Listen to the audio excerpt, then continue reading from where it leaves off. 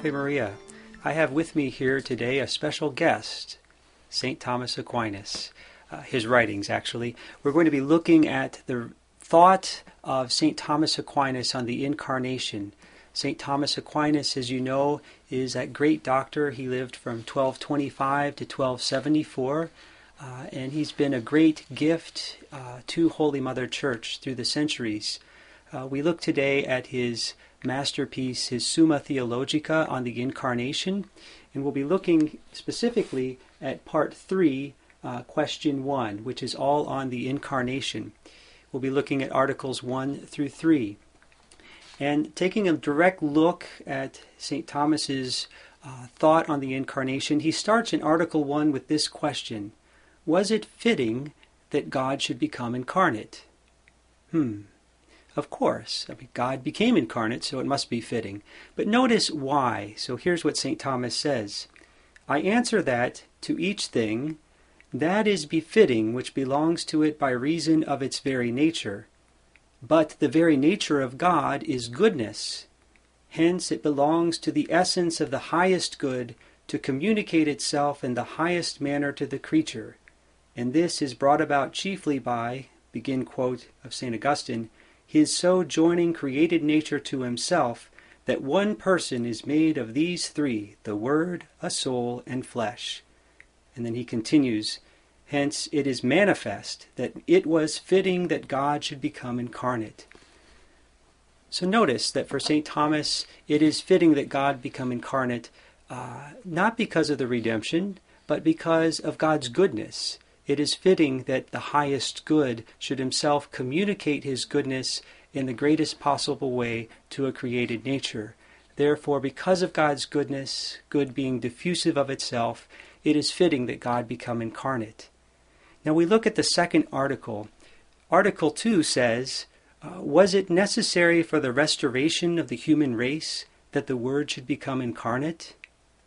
Was it necessary for us to be redeemed, that the Word become flesh? Interestingly, St. Thomas Aquinas says that in the strict sense, in the sense of strict necessity, no, it wasn't necessary. He says, a thing is said to be necessary for a certain end in two ways. First, when the end cannot be without it. So that would be in the strict sense it's necessary. The end cannot be accomplished without it.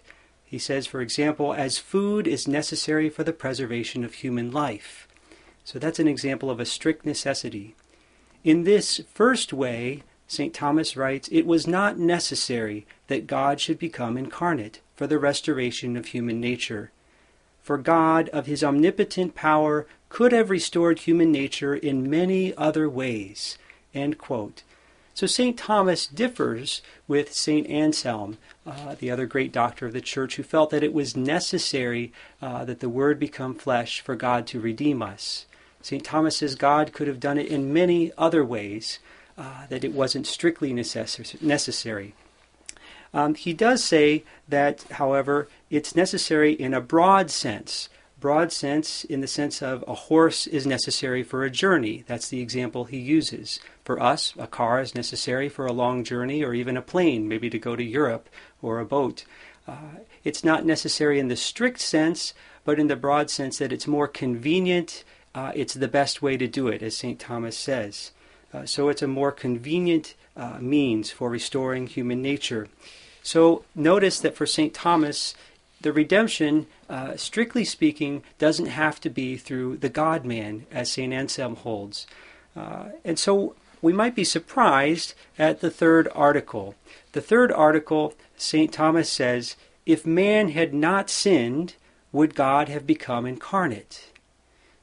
So you might think, since it was fitting that God become incarnate because of his goodness, and since it wasn't necessary, strictly speaking, for the redemption that he become incarnate, maybe he would become incarnate anyway. St. Thomas answers no. Sin for him is the cause of the Incarnation. St. Thomas tells us, though, that this is an opinion that he holds. He doesn't hold it as a firm doctrine. He writes, for some say that even if man had not sinned, the Son of Man would have become incarnate. So that's one opinion. Others assert the contrary, and seemingly our assent ought rather to be given to this opinion. So St. Thomas Aquinas leans towards this second opinion, that if man had not sinned, if Adam and Eve had not fallen, the Word would not have become flesh. So they're both opinions, and he states both of them.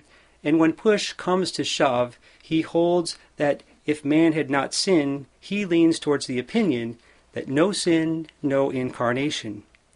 However, his response shows what I believe is a studied reserve, fitting of his holiness and wisdom. He doesn't state it boldly as a doctrine that is for sure.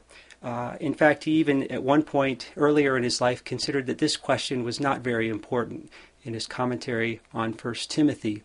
But he does take this side of no sin, no incarnation. He says that it's based on the Scripture, and this is the position that he takes, which has come to be known as the Thomistic thesis or the Thomistic school.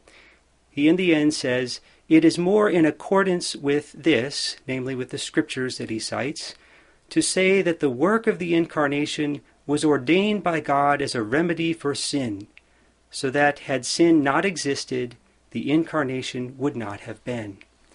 So for St. Thomas, in spite of the fact that it's befitting God, his goodness, to communicate himself in the most perfect way possible to the creature, and in spite of the fact that incarnation was not necessary, strictly speaking, for our redemption, he still holds the opinion that if Adam and Eve had not sinned, if man had not fallen, there would be no incarnation.